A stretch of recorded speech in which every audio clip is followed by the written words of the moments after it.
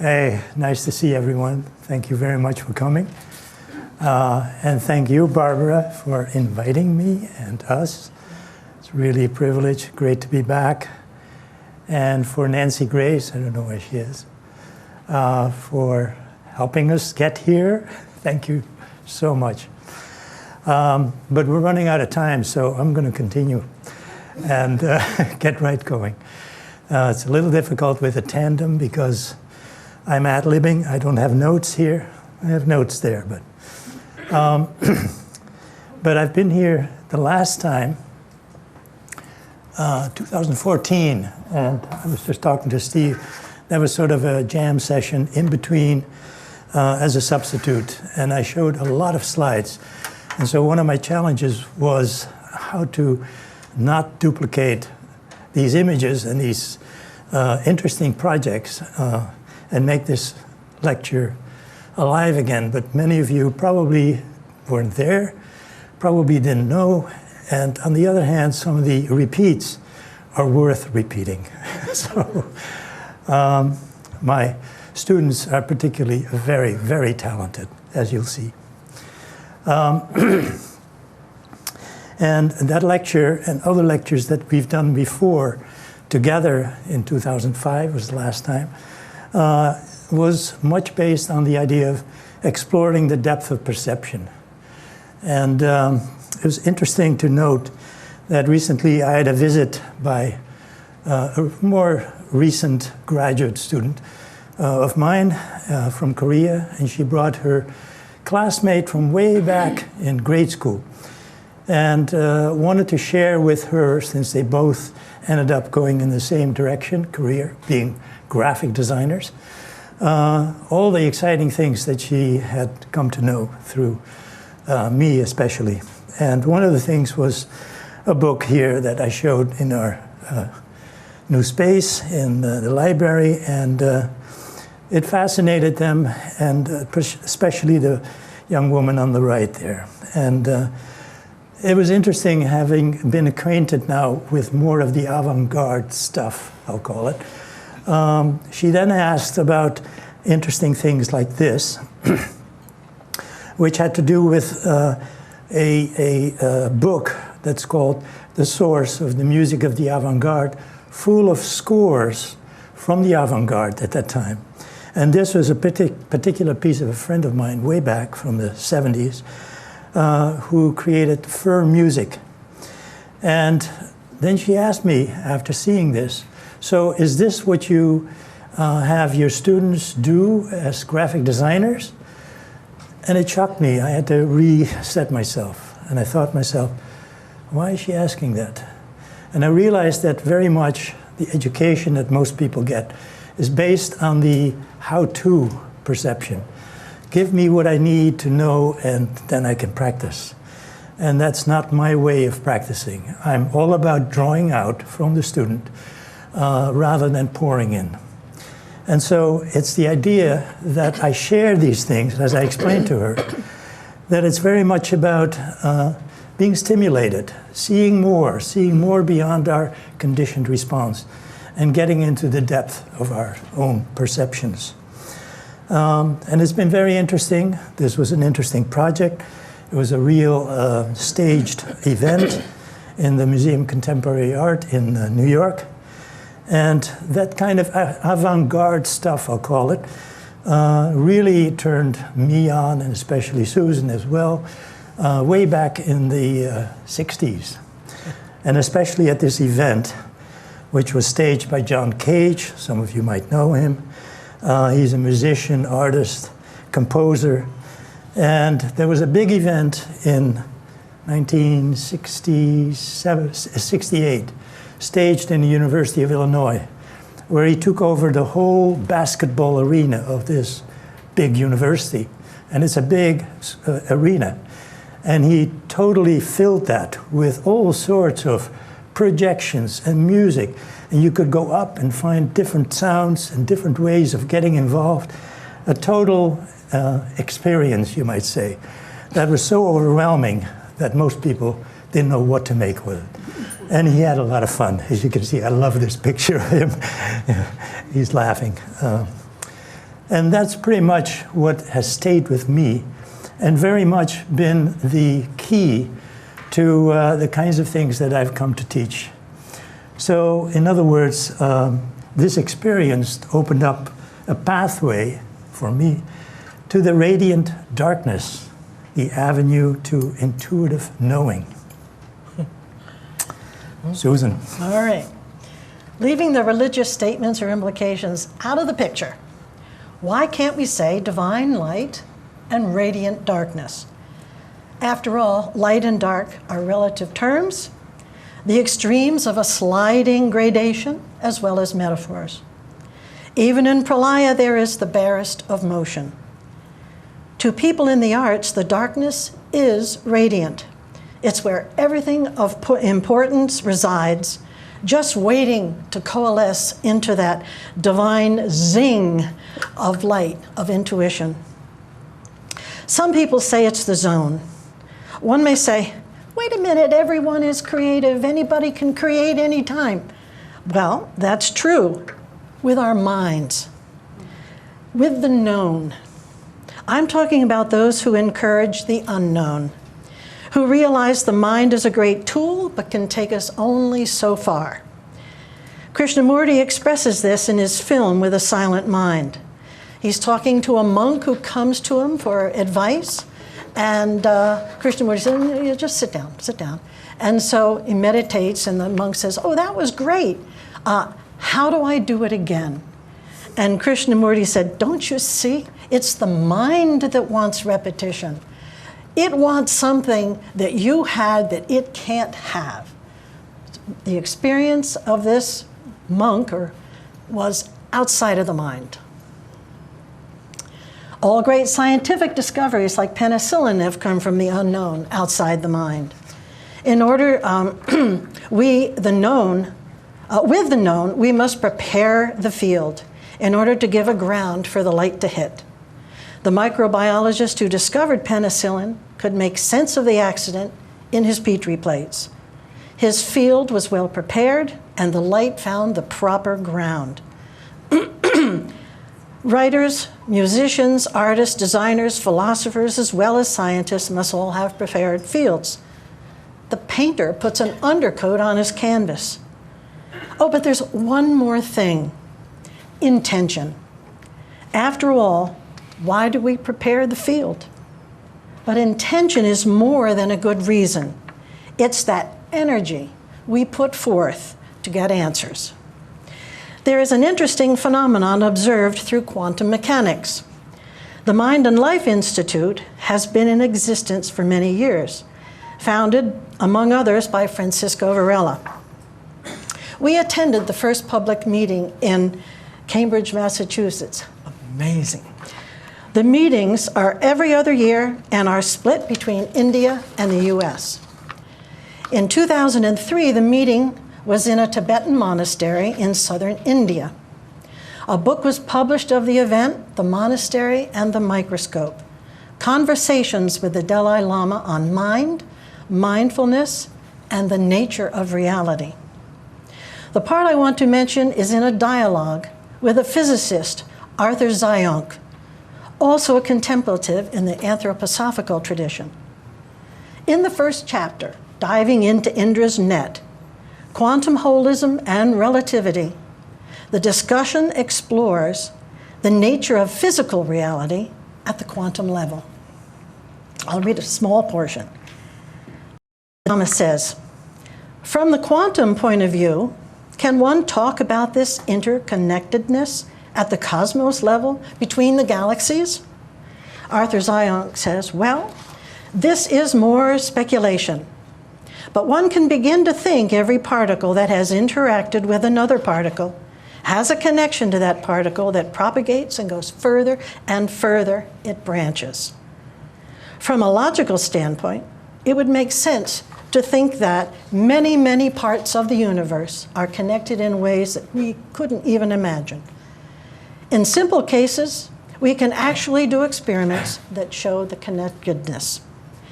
This sounds kind of like Blavatsky's proem to The Secret Doctrine. There is only one thing. The Dalai Lama says, If you think of a temporal sequence of cause and effect in terms of material objects or material phenomena, at the constitutive level, would you say that the atoms that compose whatever the cause is are exactly the same as the atoms in the effect?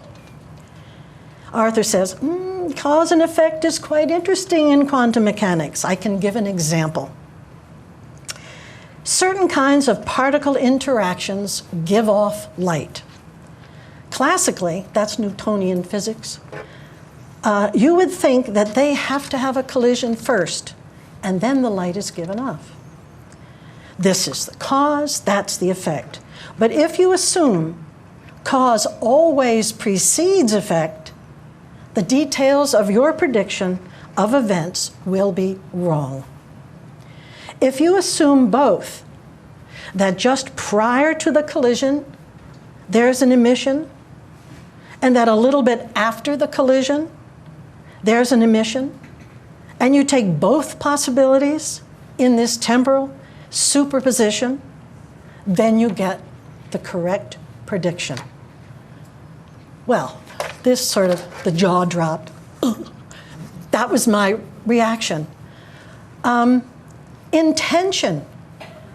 The intention started the light before the collision. Intention is an integral, vital part of any process. The energy that puts everything in motion. We've been told motive is everything, and here you get the proof at the quantum level. So not only do we need a prepared field and intention, we must get out of the way. We need the silent mind that Krishnamurti talked about. Silence, the dark. In the beginning was the word, vibration, energy, sound. This came from a place of silence, pregnant with every possibility. I would venture to say people don't like silence as well as the dark. You walk down the street and everyone's got the stuff in their ears and the radios are blaring in the cars that go by. We're losing our ability to appreciate silence. The ability to write, draw, compose, etc., we bring with us into the current life. But the ability to sit with silence may not be as obvious. I'm sure you've all seen this image in Time magazine. It's great. And I love that quote there at the bottom, too.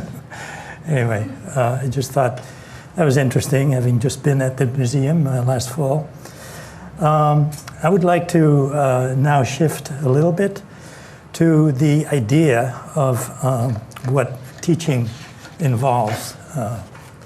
And one of my favorite courses is called Concrete Books. I won't get into the reason why I use the word concretism, concrete, because it sounds so obvious, but it all reflects concretism, which is a whole theoretical background that goes back to people like Mondrian and the style movement in Holland.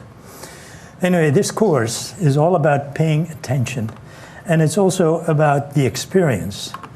And there is an object that I created that has stimulated me ever since, because I don't know how I ever did that. But I was very young and innocent, and I was a student at Yale. And we were assigned to make an alphabet book. And I thought, oh gosh, A is an apple. And I couldn't think of that. A long process, which I'm not going to share, ended up with this object. And this has taken on a real interesting phenomenon that even surprised me. I can show you some slides, which I usually do, and you get an idea and you think you know what it is, okay? Except that when I show you the real book, and I show it even this way, it's so simple, you know. You get it, right? But you don't get it until you really see it happening, and rather than me going through this, okay? Wow. I'm going to pass it around. You can take a look at this. And this has become part of something called concrete poetry at a field. And yeah, they're sitting in my basement because I'm very bad at marketing my work. But they're being sold because people think I'm dead, you know. Gone. Anyway, this idea taught me a lot. And that's how I somehow, in relation to concrete poetry, came up with this idea of making poetry with books. And the ideas had to do with the concretism, but also with the experiencing and experimenting with the object of the book. And at the first meeting that I have, I'll ask the students, what is a book? And they talk a little bit about it. I said, let's stop talking. You take the next hour and make a book and bring it back, and then we'll talk. And they come back with rather obvious objects like these. And then I take it on to the next level. And there's an assignment. Now, our students meet once a week for a studio class over 12 weeks. And I ask them then to come back next week after I give them a word that actually is pulled out of a bag, so it's by chance. And the word reflects some aspect of the book. And you see some of the words like cover, binding, volume, sound, etc. All aspects from the book. And they take that and then they make a book out of it. And they have to do this non-verbally. Then they come back the next week and they continue with that idea after sharing their ideas, but then are assigned a next level. So it's a process that lasts 4 weeks. And then they have to go through the next week finding an experience that they actually felt. And then bring that experience into their assignment and see how it starts to modify, still doing the same content, let's say. And the third level, after we get back again, is to then come up with an idea. And it might be something that they're interested in. Maybe they're working on a thesis or a degree project, or just are frustrated that they can't get to the idea that they have. And they come with that, and they, again, start to insert that. And finally, a fourth influence on the fourth level, to draw from some experience that they literally had with nature. And then they come in and get their fourth book. I'm going to share with you some of these. Here you see a whole sequence. This is started with intimate, that was her word. And then the next thing was an experience with frustration, something about hierarchy, and something about the infinite. And these are some of the images that came out from the books in a series. So intimacy is there, frustration is maybe there, and hierarchy and the infinite starts to wander into that.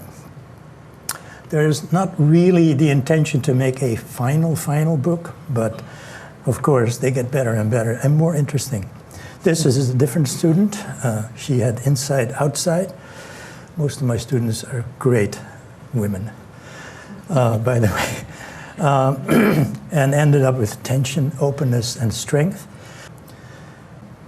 It's all about that first word, but the others become influences. So you see her experimentation, and in different ways. That tree was really the strength, and created this object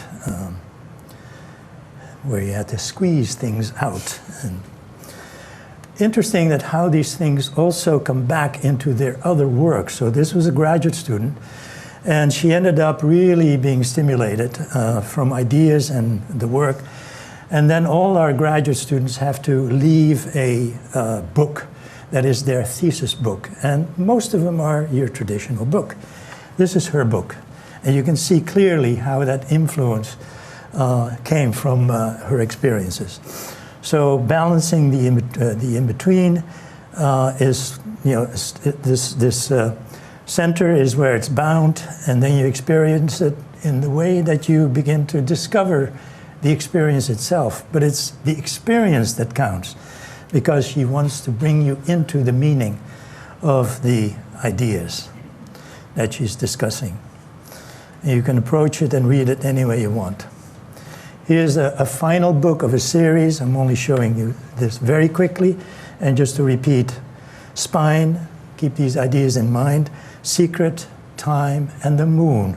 And that's why you have the gray tones waning from dark to light, etc., with text in between. So. Okay. So C.W.L. and Besant and Blavatsky and Dora Kunz, among others, have all told us about our bodies, what we think constitutes who we are, how they are continually being modified by how we use them.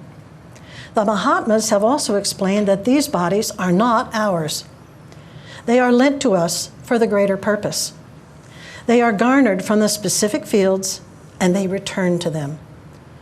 Beyond our bodies lie fields of manifestation which are not personal, but universal. So even though we are connected, we can't say, mine. Even though separateness is considered the great heresy, we still can't help ourselves.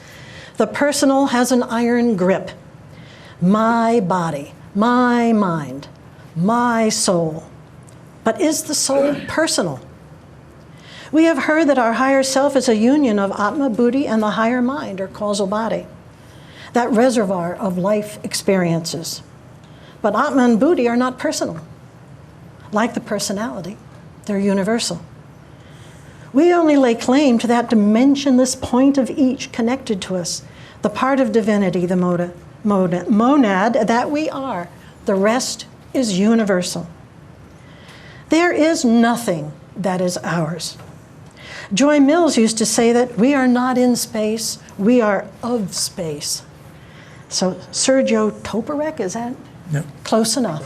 Who worked at NASA, stated that our physical bodies are more than 99% space. I think it's 99.999999% space. And the space increases as our bodies exist in less dense fields. We create something we can identify with, but that presents a problem. In the writings of St. John of the Cross, we find that in his spiritual process, he had to let go of his identity with the personal in the dark night of the soul, and of his sense of I in the dark night of the spirit. The mind is such a great tool, except when it takes over. Thus, we need to nurture silence. After all, the mind is the great slayer of the real. So we come back to the dark, space. But that idea is an illusion because space is filled with energy. Remember, there's only one thing. To quote from The Monastery and the Microscope again, it's a great book, by the way. Arthur Zionk says that the physicist David Bohm said, the analysis of the world into constituent objects has been replaced by its analysis in terms of events and processes. Then Arthur continues, we so much want the world to be made of objects like glasses and bowls and Kleenex boxes and computers, and then on the microscopic scale of cells and neurons and atoms and molecules. Bohm is making a very powerful statement that this is a wrong view. Really, what one has are events, that is, phenomena that arise, and processes, or the way in which they evolve in time. They have the appearance of objects of enduring nature, but what is more primary are the events, the phenomena, and their development. For that, you always have to take into account the role of subjective elements. I want to emphasize that this world is not a world of chaos. In fact, it is an ordered universe.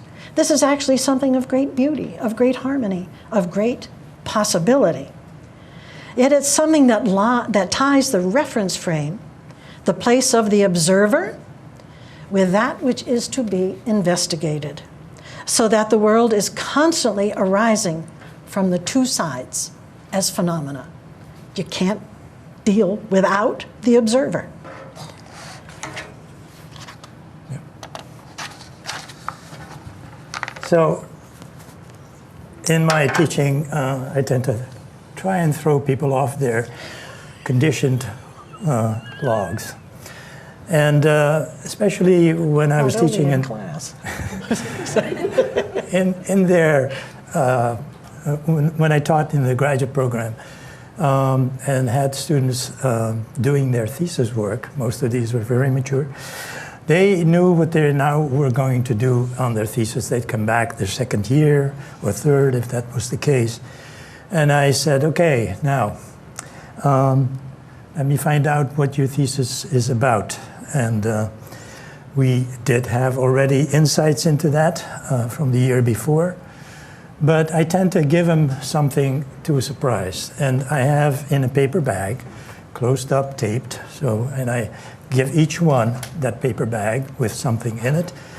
And I ask them not to open that until they get home and are ready to work, or wherever their studio space might be, when they're ready to work on their thesis. And the question is, what can this object that's inside tell you about your thesis or degree project or whatever it is, okay? So usually there's been a rock. And then they come back the next week and they share what it told them, okay? And so this was one of the ways that this student surprised us, and she contextualized the rock. What's interesting is also how that evolved eventually into her making of ideas, developing ideas, and it was about story and materiality and worth remembering. This was her document that she left in the library for people to read and to experience. These are some details.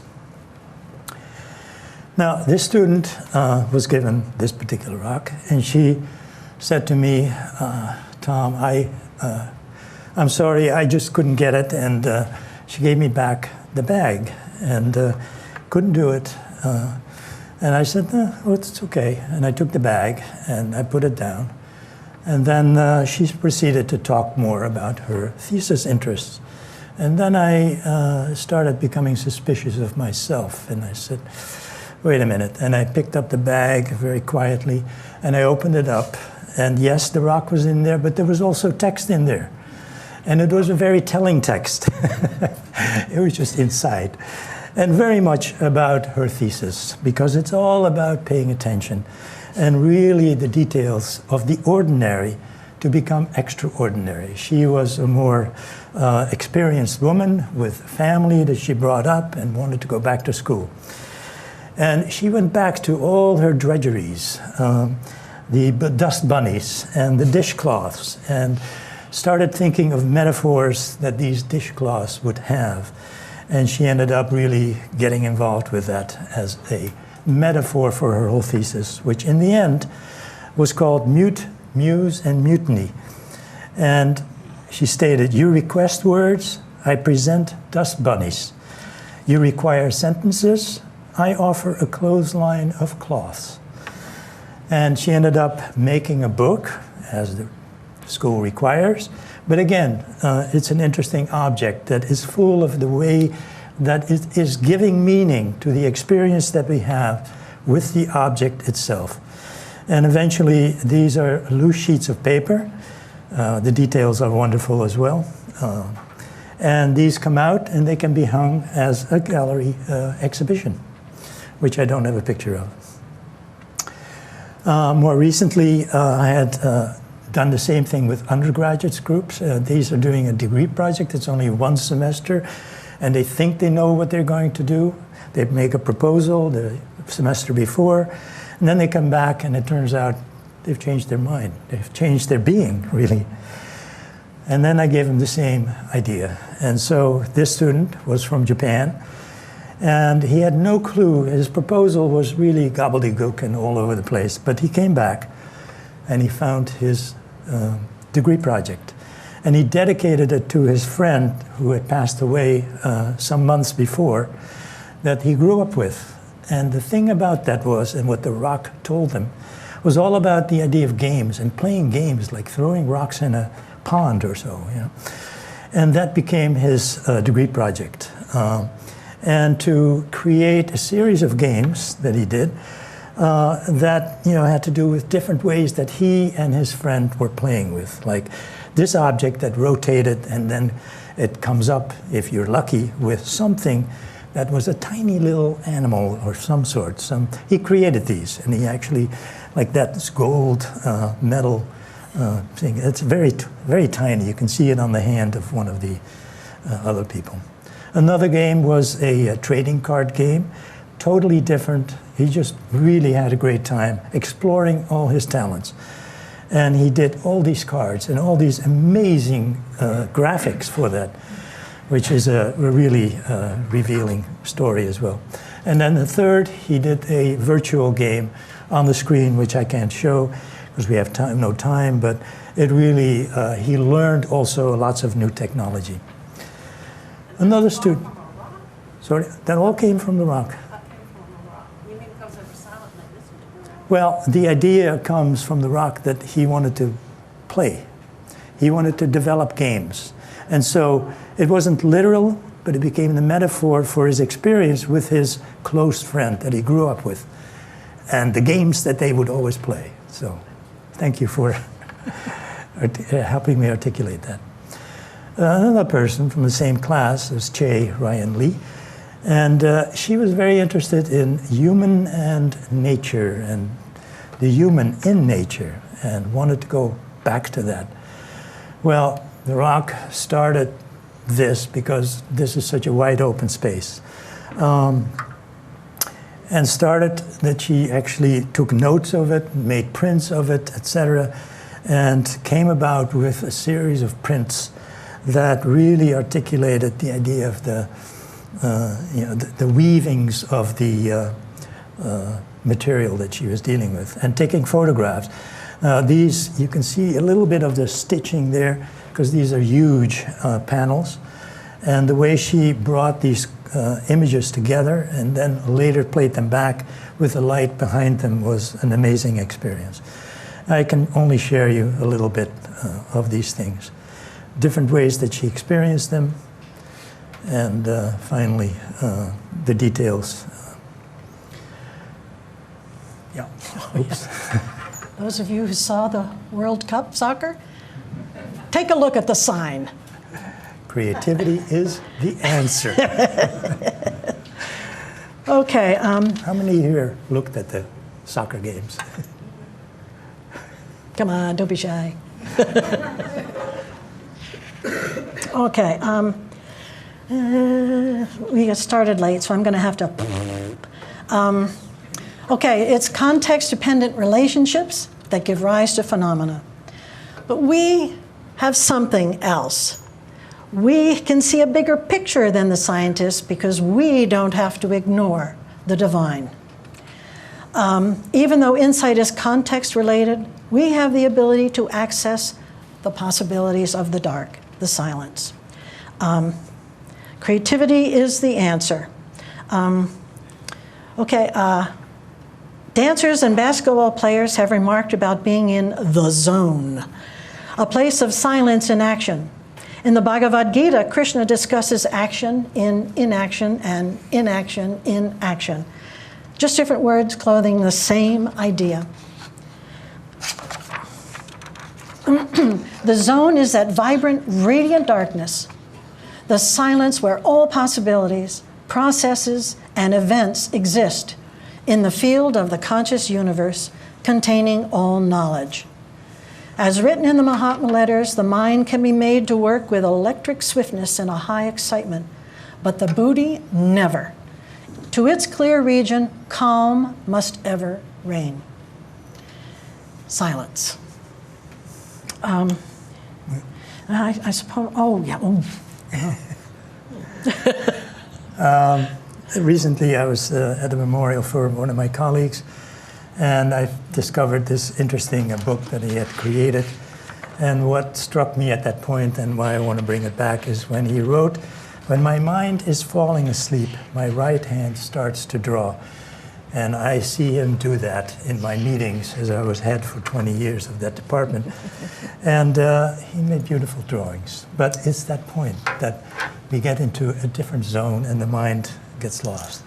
I love that with our grandson, who is Liam, and I wanted 10. to share. Yeah, he's 10.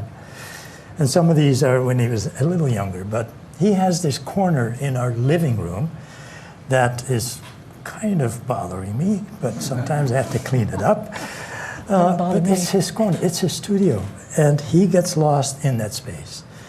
And he totally gets lost there. And he will still pay attention to what's going on around, but he gets lost. And he makes these things. I don't know what they are. And he's at a Waldorf school. So they're into handwork, and they do knitting and crocheting and sewing and creating things. So he's got that interest. Amazing. Look at this animal. He dresses up and creates. And he grabs everything. Everything trash is becoming part of his material. system. And so you see there's pieces of paper that he picks out from stuff that I've cut up. And then you find them hanging around in different places and hidden in the plants. And become part of his creations. And I'm just astounded. I've never seen anything like it. I tried to share this as best I can, but and he gets into the details, and it doesn't matter what material he uses, whatever's right is fine. The details, the kinds of materials that he uses, like the rubber bands, the yellow is a rubber band there, and around the face to keep things together. And little pieces that he found from Sue's garbage, and so on, and so forth. Just amazing. I can't help but laugh at these things. And they're just ordinary things that, they've been given over time, and then he starts recreating it. The rat. And then the space itself becomes also animated at times, totally lost, and stringing things all over the place, and creating this environment with these little animals sneaking in underneath. It's amazing. And stuffing things here and there, but there's always, some intention behind that. So. Okay. H.P. writes in the collected writings, it's from, what's it called? Reasons for Silence. And so it's a whole big thing. I'm just taking a little bit of it.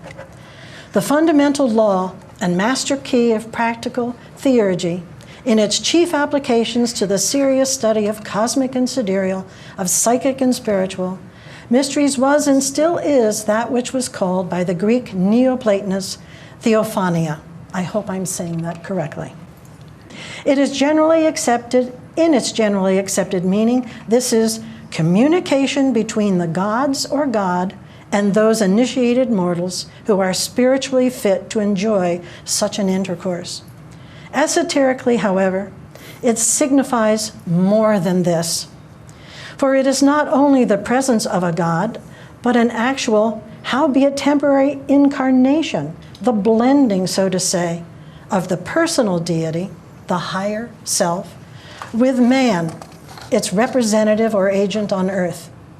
As a general law, the highest God, the oversoul of the human being, Atma Buddhi, only overshadows the individual during his life for purposes of instruction and revelation. But in the case of the theophanic mystery, it incarnates itself in the theurgist for purposes of revelation.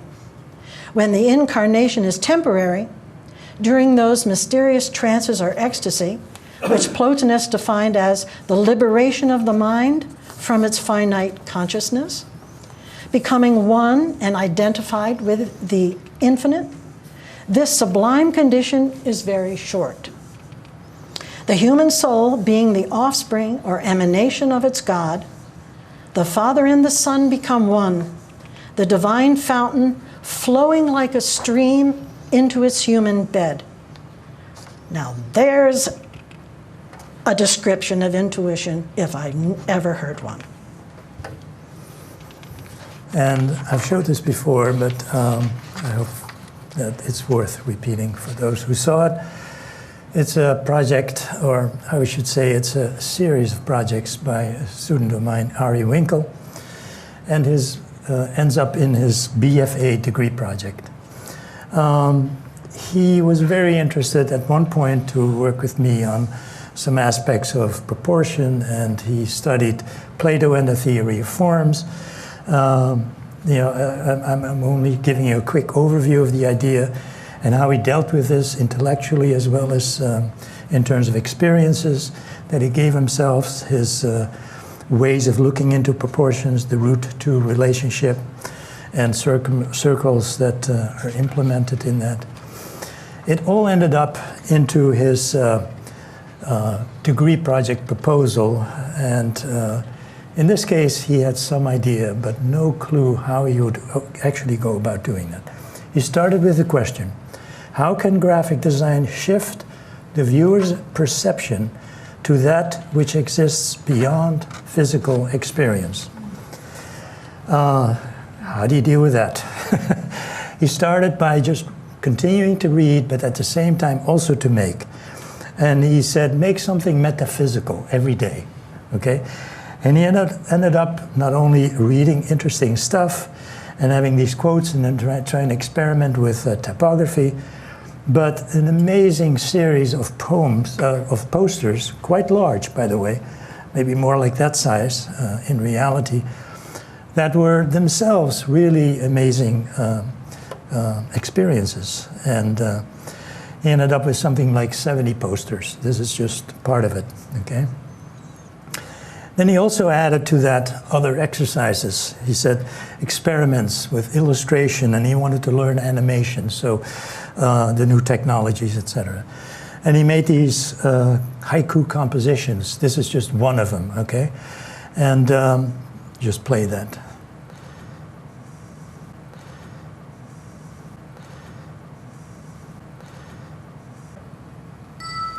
There it is.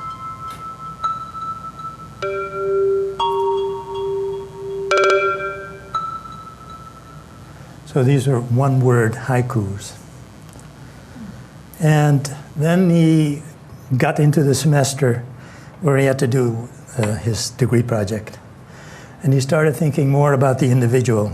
And he really started breaking it down into the individual and what that is, the internal and the external relationship. Obviously, he's quite awake as an individual. And he started doing that with the code system that he developed in this diagram. Created a movie. He had no clue. He had only 4 weeks, by the way, left to finish this. And he completed that and did this movie.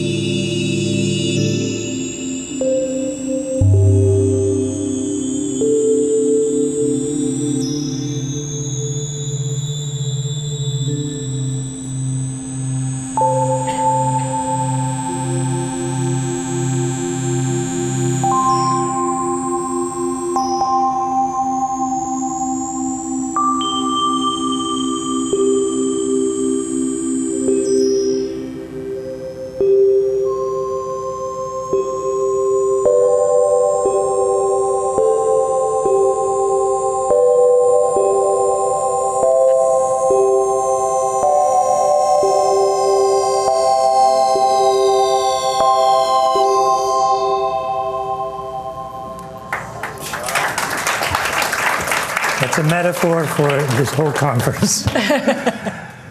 Yeah, and I just retired, and the one thing I will miss, is this talent, that comes through all the time. Being in the zone is really a fantastic spiritual experience. It is one that every human being has with every insight and doesn't think twice about it. In fact, it's taken for granted. Creative people wait for inspiration with no idea what it is or what it means. It's just something that happens. But it doesn't happen in a vacuum. It happens in a pause, in a process, when the mind is still.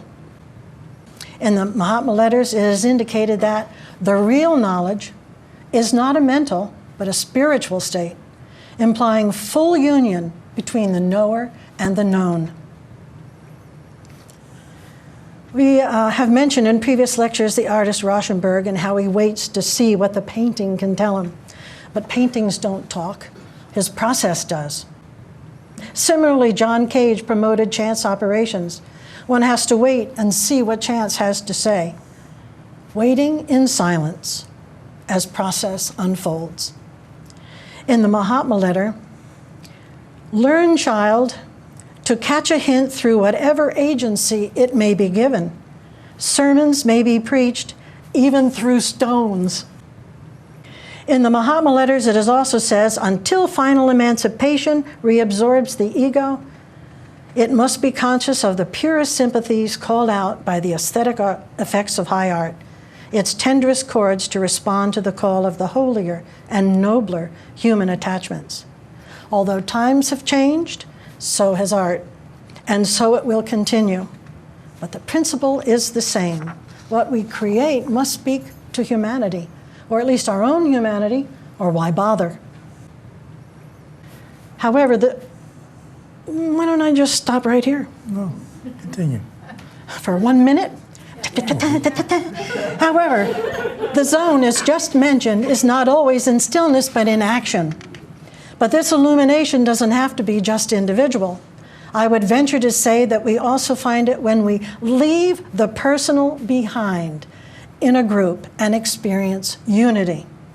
We have all heard that the whole is greater than the sum of its parts. We have an understanding of this when we participate in groups, working together toward a specific result. In choral singing, the individuals must listen to each other and come out as one voice. In an orchestra, the instruments have to blend and come out as one sound.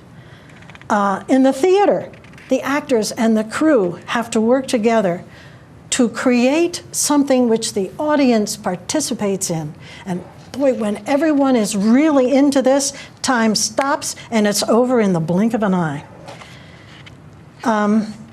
Teams in sports, the individual players work together as one unit. All of this illustrates that when we lose the personal, we become partners in the dance of the universe. We have become unified, humanity, as one, a whole. The soul here is the heart of the universal, not the personal. We could say creativity is soul speak. So the zone, or that condition we refer to as the place of intuition, can be either a singular event, like a flash of intuition that stops us in our tracks, or a fluid experience when one is in the throes of a creative activity, in a group or not, working as one being in a creative process. Either way, the personal is lost and the creativity is in process. We see that silence can be present in activity only when the mind is quiet. Silence is the quiet mind.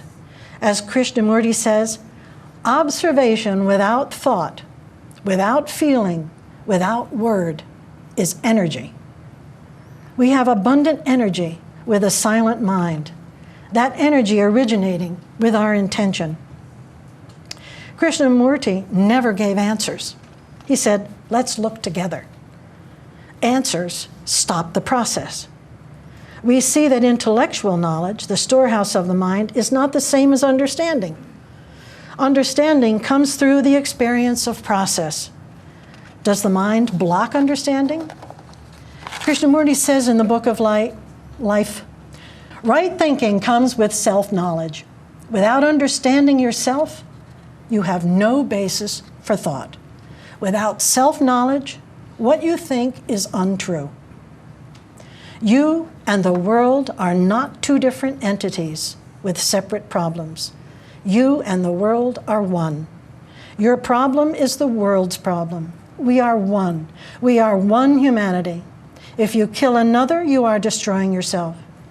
You are the center of the whole, and without understanding yourself, you cannot understand reality.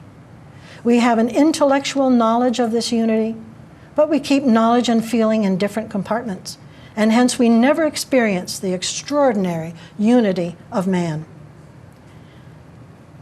So I guess in one respect, the mind blocks understanding, which comes through the silence, albeit on a prepared field.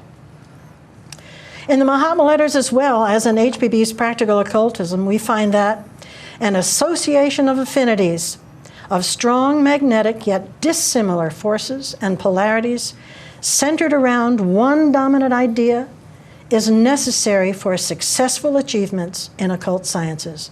What one will fail to do, the combined many will achieve. After all, we are all of one stuff. Also, discord is the harmony of the universe. I recall the cliche, united we stand, divided we fall. But from an energy perspective, discord in music keeps the piece moving to the end. Without the discord, there would be no musical motion, no resolution at the end. So in the universe, discord keeps the processes moving. The existence here is one full of paradox. That's it. That's it. Good morning. Thank you so much for that presentation. Fantastic. Tom, in the beginning, I know you said that when you're working, or when you were working with your students, your primary focus was to elicit from them their creativity, not to guide them. But, you know, you're working with creative people, and eventually they have to get their ideas into some concrete form, and there is a deadline. So my question is, do you, or did you used to counsel them in some way when they inevitably hit that wall or that block? Did you give them any counseling or guidance? And if so, what might it have been for that sort of activity, that creativity? How do you help somebody through that? That would take a long time to answer, but I do it for the moment, whatever happens. And it is this relationship, as well as with the group. And I've been accused by many students of not giving answers because I don't do that. And I don't want to inhibit anything that they might be interested in, and they're so grateful for that, as it turns out more recently in Commons, since I just retired. And the idea of letting them struggle is, of course, really part of the situation, the challenge. We all need that, you know? And without that discord, there's no possible change going to happen. So how to answer that question? I deal with it as best I can because I'm not trained as a psychologist. I'm not a psychiatrist. I just, do it intuitively, and it tends to work. So that final project by Ari Winkle for an undergraduate project. Yes. It was incredible by any standard. So is he. How was he able to tap into that extreme creativity? What did he reach from to be able to reach a pinnacle that very few graduate students can even achieve? Good question. I have to ask him. I only hope that I set up the environment and the conditions for students to be able to get into that, okay? We don't formally meditate and do things like that, but there are lots of practices that we do that are sort of guided ways of getting into the contemplative practice,